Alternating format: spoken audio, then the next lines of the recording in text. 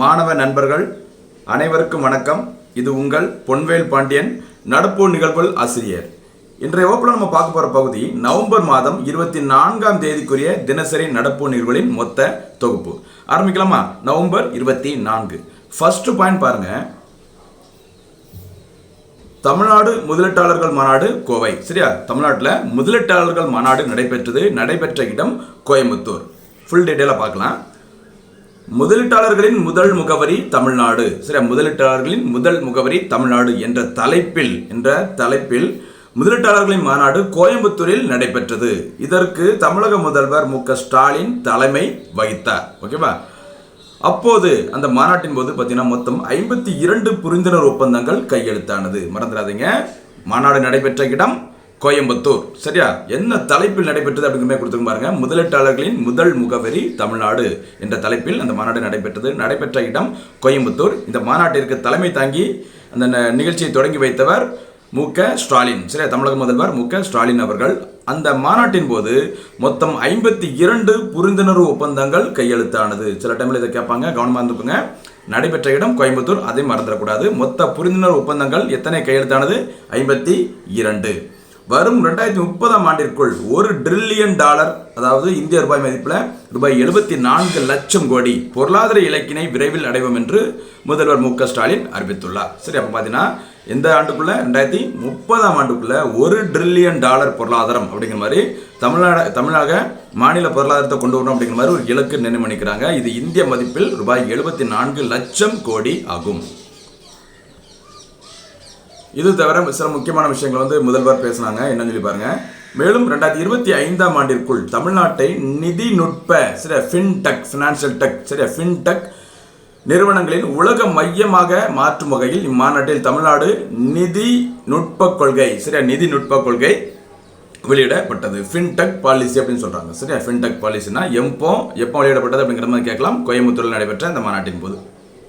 சரியா? எந்த ஆண்டுக்குள்ள அந்த இலக்கு? 2025க்குள்ள.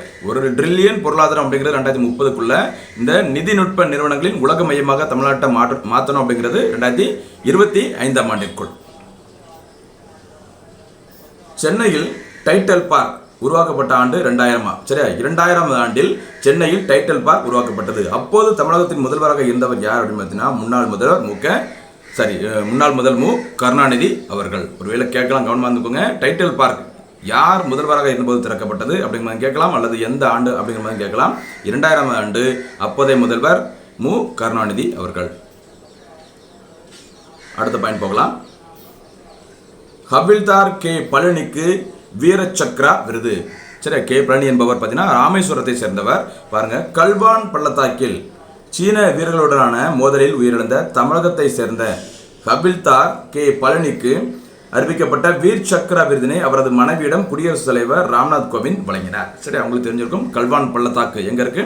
ஜம்மு காஷ்மீர்ல இருக்குது. ஓகேவா? அங்க இருக்கிற அந்த லடாக். ஓகேவா? அந்த கல்வான் பள்ளத்தாக்கில் பார்த்தீங்கன்னா கடந்த ஆண்டு ஜூன் 15, 2020ஆம் ஆண்டு பார்த்தீங்கன்னா சீன வீரர்களுடன் இந்திய வீரர்கள் மோதல் ஈடுபட்டாங்க. 2 பேருக்குமே சண்டை வந்தது. அதில் பார்த்தீங்கன்னா ஒரு 20 பேருக்கு மேலே இந்தியாவிலிருந்து இறந்துட்டாங்க. ஓகேவா? அதில் ஒரு நபர் தான் யார் அப்படின்னு பார்த்தீங்கன்னா ஹவில்தார் கே பழனி. அவர் பார்த்தீங்கன்னா ராமேஸ்வரத்தை சேர்ந்தவர். அவருக்கு தற்போது வீர் சக்ரா விருது வழங்கப்பட்டுள்ளது. அடுத்து பார்த்தீங்கன்னா ஒரு 2-3 கப்பல்கள் பேரை சொல்கிறேன், வரிசையாக நோட் பண்ணி வச்சுக்கோங்க. ஐஎன்எஸ் அரிகந்த் என்பது ஏவுகணைகள் இணைக்கப்பட்ட அணுசக்தியில் இயங்கும் ஒரே நீர்மூழ்கி கப்பலாகும். சரியா? இந்தியாவில் பார்த்தீங்கன்னா ஏவுகணை இணைக்கப்பட்ட அணுசக்தியில், அந்த அணுசக்திங்கிற வார்த்தை ரொம்ப முக்கியம், அணுசக்தியில் இயங்கும் இந்தியாவின் ஒரே நீர்மூழ்கி கப்பல் இந்த ஐஎன்எஸ் அரிகந்த் ஆகும். ஓகேவா? அடுத்து பாருங்க, ஐஎன்எஸ் விசாகப்பட்டினம். இது நம்ம கடந்த வகுப்பிலே பார்த்துட்டோம். ஐஎன்எஸ் விசாகப்பட்டினம் மும்பையில் உருவாக்கப்பட்டது. சரி, மும்பை கப்பல் கட்டும் தளத்தில் உருவாக்கப்பட்டது. இது தற்சார்பு இந்தியா திட்டத்தின் கீழ் உருவாக்கப்பட்டிருக்கும் முதலாவது போர்க்கப்பல் ஆகும். சரியா? ஆத்ம நிர்பார் பாரத், சரி அப்படின்னு சொல்லுவாங்க இல்லையா? அந்த சுயசார்பு அல்லது தற்சார்பு இந்தியா திட்டத்தின் கீழ் உருவாக்கப்பட்ட முதலாவது போர்க்கப்பலின் பேர் தானது ஐஎன்எஸ் விசாகப்பட்டினம். அடுத்து நம்ம தொடர்ந்து நிறைய வகுப்புல பார்த்துருக்கோம். ஐஎன்எஸ் விக்ராந்த் அப்படிங்கிறது பார்த்தீங்கன்னா கொச்சி கப்பல் கட்டும் தளத்தில் உருவாக்கப்பட்டது. இது என்ன ஸ்பெஷல் அப்படின்னா ஐஎன்எஸ் விக்ராந்த் என்பது இந்தியாவிலே தயாரிக்கப்பட்ட முதலாவது விமானம் தாங்கி போர்க்கப்பல் ஆகும். உள்நாட்டிலே தயாரிக்கப்பட்ட இந்தியாவின் முதலாவது விமானம் தாங்கி போர்க்கப்பல் ஐஎன்எஸ் விக்ராந்த். உருவாக்கப்பட்டுள்ள இடம் கொச்சி. கவனமாக இருந்துக்கோங்க. இதுலேருந்து ஏதாச்சும் ஒரு கேள்வி வரும். சின்ன சின்ன பாயிண்டில் ஒரு சின்ன சின்ன வார்த்தைகளில் வித்தியாசம் இருக்குது, கவனமாக இருந்துக்கோங்க. சரியா? அடுத்து பார்த்தீங்கன்னா மகாவீர் சக்ரா விருது. மகாவீர் சக்ரா விருது ராணுவத்தில் துணிச்சலை வெளிப்படுத்தியவர்களுக்கு வழங்கப்படும் 2வது உயரிய விருது மகாவீர் சக்ரா விருது ஆகும். சரியா? கடந்த ஜூன் 15, 2020 கல்வான் மோதலில் உயிரிழந்த படைத்தளபதி பிக்குமல்லா சந்தோஷ் பாபிற்கு மகாவீர் சக்ரா விருது வழங்கப்பட்டது. இந்த விருதினை அவரது மனைவி தாயார் ஆகியோருக்கு குடியரசுத் தலைவர் வழங்கினார். ஓகேவா? அப்போ பார்த்தீங்கன்னா நடப்பாண்டிற்கான மகாவீர் சக்ரா விருது. மகாவீர் சக்ரா விருது என்பது இராணுவத்தில் வழங்கப்படுகிற 2வது உயரிய விருது. அந்த விருது யாருக்கு வழங்கப்பட்டுள்ளது அப்படின்னா சந்தோஷ் பாபு. சரியா? சந்தோஷ் பாபு என்பவருக்கு வழங்கப்பட்டுள்ளது.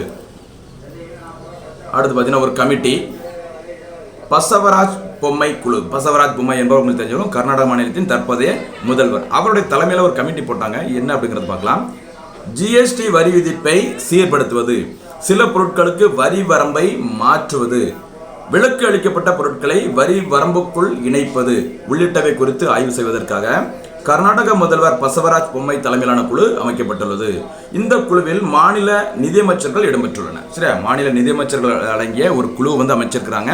அந்த குழுவிற்கு தலைமை பொறுப்பேற்றுள்ளவர் கர்நாடக முதல்வர் பசவராஜ் பொம்மை. சரியா? எதற்காக அமைக்கப்பட்டது? ஜிஎஸ்டி வரி விதிப்பில் சீர்படுத்துவதற்காக. சரியா? அதாவது ஏற்கனவே பார்த்தீங்கன்னா அந்த வரி வரம்பு, அந்த 5%, 8%, அந்த 12%, அந்த மாதிரி சில விஷயங்கள்லாம் இருக்கு இல்லையா? இந்த ஜிஎஸ்டி வரி வரம்பை எப்படியெல்லாம் மாற்றலாம், ஏற்கனவே விலக்கு அளிக்கப்பட்ட பொருட்களை எதெல்லாம் அந்த வரி வரம்புக்குள் கொண்டு வரலாம், அந்த மாதிரி குறித்து ஆய்வு செய்வதற்காக தான் பசவராஜ் பொம்மை தலைமையிலான குழு அமைக்கப்பட்டுள்ளது. ஜிஎஸ்டி கவுன்சிலின் தலைவராக இருப்பவர் யார் அப்படின்னு பார்த்தீங்கன்னா எப்போதுமே யார் தான்? நிதியமைச்சர். அந்த வகையில் தற்போது நிர்மலா சீதாராமன் அவர்கள் தான் ஜிஎஸ்டி கவுன்சிலின் தலைவராக இருக்கிறாங்க. இது பார்த்துக்கோங்க. ஜிஎஸ்டி வரி விதிப்பை சீர்படுத்துவதற்காக அமைக்கப்பட்ட குழு, மாற்றி போட்டுறாதீங்க. சரியா? அடுத்து ஒரு ரயில், பாரத் கௌரவ் தனியார் ரயில் திட்டம். சரியா? பாருங்க, சரக்கு பயணிகள் ரயில்களுக்கு அடுத்தபடியாக சுற்றுலாத்துறையை ஊக்குவிக்கும் வகையில் இந்தியாவின் கலாச்சார பாரம்பரியத்தை பறைசாற்றும் வகையிலும் பாரத் கௌரவ் ரயில்கள் என்ற பெயரில் 190 ரயில்கள் இயக்கப்படும் என்றும் இதை தனியார் துறையும் இயக்குள்ளதாகவும் மத்திய ரயில்வே துறை அமைச்சரான அஸ்வினி வைஷ்ணவ் தெரிவித்துள்ளார். சரியா? ஏற்கனவே பார்த்தீங்கன்னா சரக்கு பயணிகள் ரயில் இந்தியாவில் இயக்கப்பட்டு வருகிறது. சுற்றுலாத்துறை, சரி, அந்த சுற்றுலாத்துறை ஊக்குவிக்கிற மாதிரி ஒரு ஸ்பெஷலாக ஒரு ட்ரெயின் நாங்கள் விட போகிறோம் அப்படின்னு சொல்லியிருக்கிறாங்க. என்ன பேரில் அப்படின்னு பார்த்தீங்கன்னா பாரத் கௌரவ். ஓகேவா? இது மொத்தம் 190 ரயில்கள் இயக்கப்படும் அப்படின்னு சொல்லியிருக்கிறாங்க. இதில் ஐஆர்டிசி, சரி, ஐஆர்டிசி தான் ரயில்களை இயக்கிட்டு வருது. இந்தியா ரயில்வேக்கு சொந்தமானது ஐஆர்டிசி. இது தவிர இதில் தனியார் துறையும் இந்த ரயில்களை இயக்குள்ளதாக மத்திய ரயில்வே துறை அமைச்சராக தற்போது இருக்கும் அஸ்வினி வைஷ்ணவ் தெரிவித்துள்ளார். அடுத்து பார்த்தீங்கன்னா ஒரு தரவரிசை பட்டியல், நீடித்த வளர்ச்சிக்கான இலக்குகளை செயல்படுத்தும் நகரங்கள் பட்டியல். சரியா? ஐக்கிய நாடுகள் சபை பார்த்தீங்கன்னா 2015ஆம் ஆண்டு, எப்போ 2015ஆம் ஆண்டு ஒரு 17 இலக்குகள், சரியா, கல்வி, சுகாதாரம், அது இது அப்படின்னு சொல்லிட்டு ஒரு 17 வகையான இலக்குகளை 2030ஆம் ஆண்டுக்குள்ள அடையணும் அப்படிங்கிற மாதிரி இலக்கு நிர்ணயம் பண்ணியிருந்தாங்க. சரியா? அந்த இலக்குகளை எந்தெந்த நகரங்கள் எவ்வளவு அடைஞ்சிருக்காங்க, அதாவது 100 மதிப்பெண்கள் கொடுத்துட்டாங்க. எந்த நகரம் பெற்றிருக்குதோ அது அந்த இலக்கினை அடைந்து விட்டது அந்தந்த துறைகள் அப்படிங்கிற மாதிரி கருதலாம். அந்த 100 மதிப்பெண்களுக்கு எத்தனை மதிப்பெண்கள் பெற்றுள்ளது அப்படிங்கிற ஒரு பட்டியலை ரீசெண்டாக வெளியிட்டிருக்கிறாங்க. யாரெல்லாம் அப்படின்னு சொல்லி பார்த்தீங்கன்னா நிதி ஆயோக் மற்றும் ஜெர்மனியின் GIZ நிறுவனம் ஆகியவை இணைந்து இந்த தரவரிசை பட்டியலை வெளியிட்டுள்ளது. ஓகேவா? நிதி ஆயோக் அப்படிங்கிறது ஜனவரி 1, 2015 உருவாக்கப்பட்டது.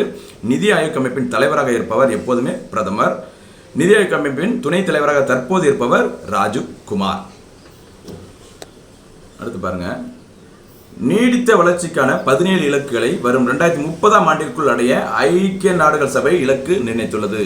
இந்த இலக்குகளை அடைவதில் இந்திய நகரங்கள் எவ்வாறு செயல்படுகின்றன என்பது குறித்த தரவரிசை பட்டியலை நிதி ஆயோக் அமைப்பின் துணைத் தலைவராக இருக்கும் ராஜீவ் குமார் வெளியிட்டுள்ளார். ஓகேவா? இந்த பட்டியலில் முதல் 3 இடங்களை பெற்றுள்ளவை எதெல்லாம் அப்படின்னு சொல்லி பார்த்தீங்கன்னா சிம்லா, கோவை, சண்டிகர். சரியா? அப்போ பார்த்தீங்கன்னா அந்த இலக்குகளை, இந்த தண்ணீர் வளர்ச்சி இலக்குகளை செயல்படுத்துவதில் முதலிடத்தை பெற்றுள்ளது சிம்லா, 2வது இடத்தை பெற்றுள்ளது தமிழ்நாட்டின் கோயம்புத்தூர், 3வது இடத்தை சண்டிகர். ஓகேவா?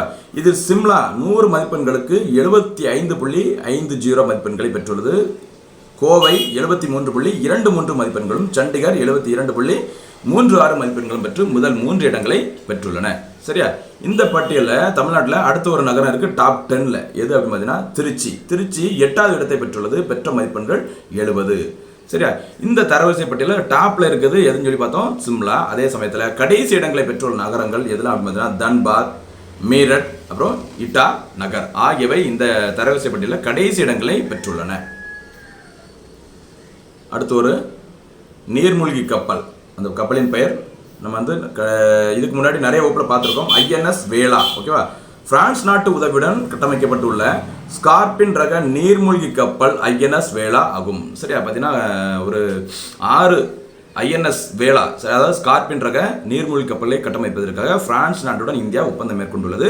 அதில் ரீசெண்டாக பார்த்தீங்கன்னா 4வது INS வேலா கப்பல் வந்து இந்தியா வந்து பிரான்ஸில் வந்து ரெடி ஆயிருக்கு. ஓகேவா? INS வேலா அப்படிங்கிறது என்னது? ஸ்கார்பின் ரக நீர்மூழ்கி கப்பல். எந்த நாட்டு உதவியுடன் உருவாக்கப்பட்டு வருகிறது? பிரான்ஸ். அடுத்து பார்த்தீங்கன்னா ஆந்திர மாநிலம் தொடர்பான ஒரு செய்தி. ஆந்திராவில் சட்ட மேலவை தொடர்ந்து செயல்படுவதற்கான தீர்மானம் மாநில சட்டப்பேரவையில் நிறைவேற்றப்பட்டுள்ளது. கடந்த ஜனவரி 27ஆம் தேதியில், அதாவது கடந்த ஆண்டு 2020 ஜனவரி 27ஆம் தேதியில் அரசியல் அமைப்பின் 169(1) பிரிவின் கீழ் ஆந்திர சட்ட மேலவை கலைப்பதற்காக ஆந்திர அரசு தீர்மானம் நிறைவேற்றியது. அதாவது பார்த்தீங்கன்னா கிட்டத்தட்ட 2 வருஷம் முடிய போகுது அப்படின்னு சொல்லியிருக்கிறாங்க. ஆந்திராவில் சட்ட மேலவை கலைப்பதற்காக ஆந்திராவில் ஒரு தீர்மானம் நிறைவேற்றப்பட்டது. அதற்கு பிறகு பார்த்தீங்கன்னா மத்திய அரசு இது தொடர்பாக நடவடிக்கை வந்து சரியாக எடுக்கல அப்படிங்கிறதுக்காக இப்போ ரீசெண்டாக என்ன பண்ணியிருக்காங்க அப்படின்னு பார்த்தீங்கன்னா ஆந்திராவில் சட்ட மேலவை தொடர்ந்து செயல்படுவதற்கான தீர்மானம் தற்போது நிறைவேற்றப்பட்டுள்ளது. அடுத்து பார்த்தீங்கன்னா ஒரு விளையாட்டு செய்தி. ஜூனியர் உலகக்கோப்பை ஹாக்கி. சரியா? 2021ஆம் ஆண்டிற்கான நடப்பாண்டிற்கான ஆடவர் ஜூனியர் உலகக்கோப்பை ஹாக்கி ஒடிசா மாநிலம் புவனேஸ்வரத்தில் தொடங்கியது. இன்றைக்கு தான் தொடங்கி இருக்குது. ஓகேவா? இதில் வந்து பார்த்தீங்கன்னா இதில் நடப்பு சாம்பியன் இந்தியாங்கிற வார்த்தை எழுத மறந்துருக்கிறேன். நடப்பு சாம்பியன் இந்தியா உள்பட 16 அணிகள் பங்கேற்க உள்ளன. தற்போது இந்திய அணியின் கேப்டனாக இருப்பவர் யார் அப்படின்னு பார்த்தீங்கன்னா விவேக் சாகர் பிரசாத். சரியா? 2021இல் டோக்கியோவில் நடைபெற்ற அந்த ஒலிம்பிக் போட்டியில் இந்திய ஆடவர் அணி பார்த்தீங்கன்னா வெண்கல பதக்கத்தை வென்றது. அந்த அணியில் இடம்பெற்றிருந்தவர் தான் விவேக் சாகர் பிரசாத். அவர் தான் தற்போது ஜூனியர் ஹாக்கி அணியின் கேப்டனாக பொறுப்பேற்று கொண்டுள்ளார். அடுத்து பார்த்தீங்கன்னா கடைசி பாயிண்ட் பாருங்க, ஒரு ரயில், ராமாயண் சர்க்கியூட் ரயில். சரியா? ராமாயண் சர்க்கியூட் ரயில். அந்த பேரை பார்த்தாலே உங்களுக்கு வந்து ஓரளவுக்கு புரிஞ்சிருக்கும் எதனுடன் தொடர்புடையது அப்படிங்கிற மாதிரி பாருங்க. இந்திய ரயில்வே சார்பில் ராமாயண் சர்க்கியூட் ரயில் என்ற புதிய ரயில் சேவை தொடங்கப்பட்டுள்ளது. ஓகேவா? இது எதற்காக தொடங்கப்பட்டுள்ளது அப்படின்னு பார்த்தீங்கன்னா ராமாயண காப்பியத்தின் தலைவனான ராமபிரானின் வாழ்க்கை தொடர்பான 15 இடங்களுக்கு இந்த ரயில் செல்லும். சரியா? இந்த 15 இடங்களில் தமிழ்நாட்டிலிருந்து இடம்பெற்றுள்ள இடம் எது அப்படின்னு பார்த்தீங்கன்னா ராமேஸ்வரம். சரியா? அப்போ ராமாயண் சர்க்கியூட் ரயில் அப்படிங்கிற ஒரு புதிய ரயில் சேவை வந்து தொடங்கி இருக்கிறாங்க. இந்த டெல்லியில் இந்த ரயில் வந்து ஃபர்ஸ்ட் வந்து ஸ்டார்ட் பண்ணியிருக்கிறாங்க. ஓகேவா? டெல்லியிலேருந்து ஒவ்வொரு எத்தனை இடங்களுக்கு, மொத்தம் 15 இடங்களுக்கு இந்த ரயில்கள் செல்லும் அப்படின்னு சொல்லியிருக்கிறாங்க. இந்த 15 இடங்களில் ஒரு இடம் வந்து தமிழ்நாட்டை சேர்ந்த ராமேஸ்வரம் ஒன்றாகும். சரியா? சரி நண்பர்களே, நம்ம இதுவரைக்கும் பார்த்தது நவம்பர் 24ஆம் தேதிக்குரிய தினசரி நடப்பு நிகழ்வின் மொத்த தொகுப்பு. ஃபுல்லாக பாருங்கள், மறக்காமல் அந்த நோட்ஸை கையால் ஒரு நோட்டு போட்டு எழுதிக்கோங்க. இதில் ஏதாச்சும் உங்களுக்கு டவுட் இருந்ததுன்னா மறக்காமல் என்னோட மொபைல் நம்பரோட நான் கொடுத்துட்றேன், தயவுசெய்து கேளுங்க. ஏதாச்சும் ஒன்று கான்டாக்ட் பண்ணி பேசுங்க, உங்களுக்கு என்ன தேவைங்கிறது கேளுங்க. என்னால் முடிஞ்ச உதவிகளை கண்டிப்பாக நான் செய்கிறேன். சரியா? 9489940007 இதுதான் என்னோட மொபைல் நம்பர். உங்களுக்கு வந்து ஏதாச்சும் டவுட் இருக்குது, ஏன்னா நான் நியூஸ் பேப்பர் பார்த்து அப்படியே சொல்லுவேன். சில டைமில் அதில் பிரிண்டிங் மிஸ்டேக்லையோ வேறு மாதிரி சில நம்பர்ஸோ இயரோ அந்த பெர்சன்டேஜோ கொஞ்சம் உங்களுக்கு ஏதாச்சும் ஒரு டவுட் இருந்தால் தயவுசெய்து என்கிட்ட கேளுங்க, பேசுங்க. மறுபடியும் சந்திக்கலாம். நன்றி, வணக்கம்.